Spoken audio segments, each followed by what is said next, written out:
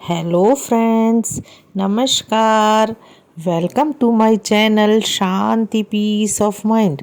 दोस्तों, आज कामदा एकादशी के बारे में आप चर्चा करेंगे। ये एकादशी सभी कामनाओं को पूर्ण करने वाली है। हमारा नया वर्ष और माता भगवती दुर्गा के नवरात्रि और नवरात्रों के बाद आने वाली चैत्र के शुक्ल पक्ष की एकादशी को कामदा एकादशी कहते हैं और ये सभी कामनाओं की पूर्ति करने वाली है। इस दिन भगवान वासुदेव अर्थात वसुदेव के पुत्र श्री कृष्ण जी का पूजन किया जाता है और गरीबों को दान देने का विशेष महत्व है।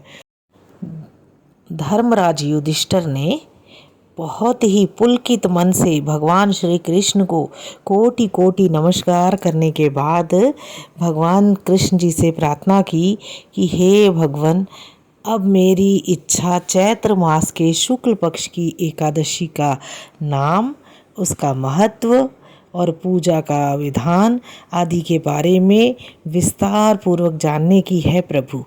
तब भगवान श्री कृष्ण ने कहा, हे राजन, यही प्रश्न एक बार महाराज दिलीप ने महर्षि वशिष्ठ से पूछा था।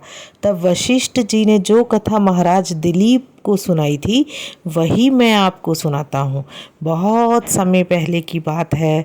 रत्नपुर नामक एक नगर पर अनेक ऐश्वर्यों से युक्त पुंडरीक नाम का एक राजा राज्य करता था।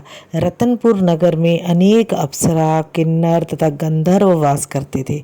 उनमें ललित और ललिता नामक पति पत्नी भी थे। उन दोनों में अत्यंत स्नेह था। थोड़े समय के लिए भी अलग अलग होते तो वे दोनों अत्यंत व्याकुल हो जाते थे। एक समय पुंडरीक की सभा में अन्य गंधर्वों के सहित ललित भी गाना गा रहा था। गाते गाते उसको प्रियतमा ललिता का ध्यान आ गया। इससे ध्यान भंग हो गया और गायन का स्वरूप बिगड़ गया। ललित के मन का भाव जानकर करकोट नामक नाग ने पद भंग होने का कारण राजा से कह दिया। तब पुंडरीक ने क्रोधपूर्वक कहा कि तू मेरे सामने गाता हुआ अपनी स्त्री का स्मरण कर रहा है, अतः तू कच्चा मांस और मनुष्यों को खाने वाला राक्षस बनकर अपने किए कर्म का फल भोग। पुंडरीक के शाप से ललित उसी समय विकराल राक्षस हो गया।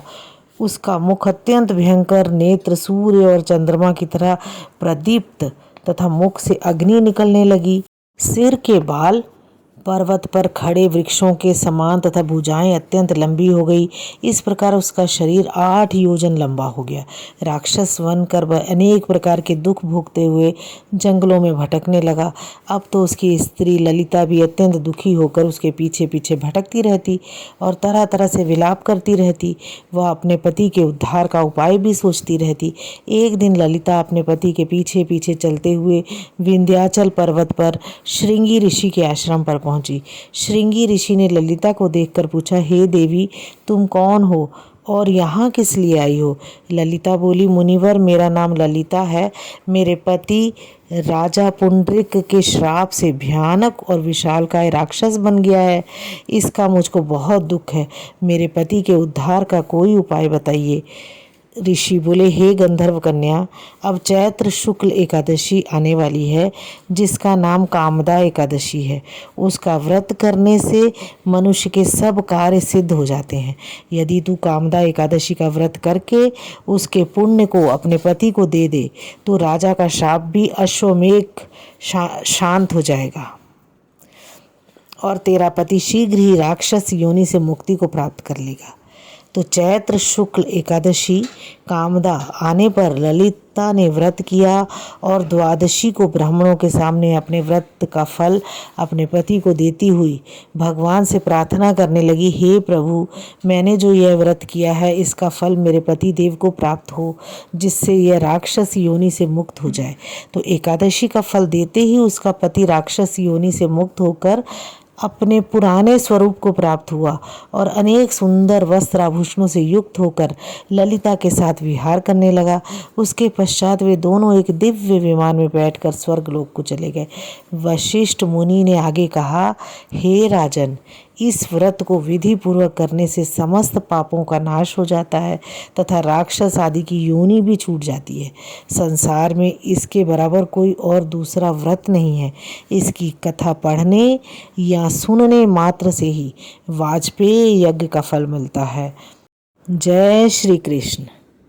हाँ दोस्तों, अगर अभी तक आपने मेरे चैनल को सब्सक्राइब नहीं किया है तो सब्सक्राइब कीजिए, इसे लाइक कीजिए और अपने दोस्तों में भी शेयर कीजिए ताकि वे भी इसका लाभ ले सकें, ताकि आपका जीवन सुखी और समृद्धशाली हो।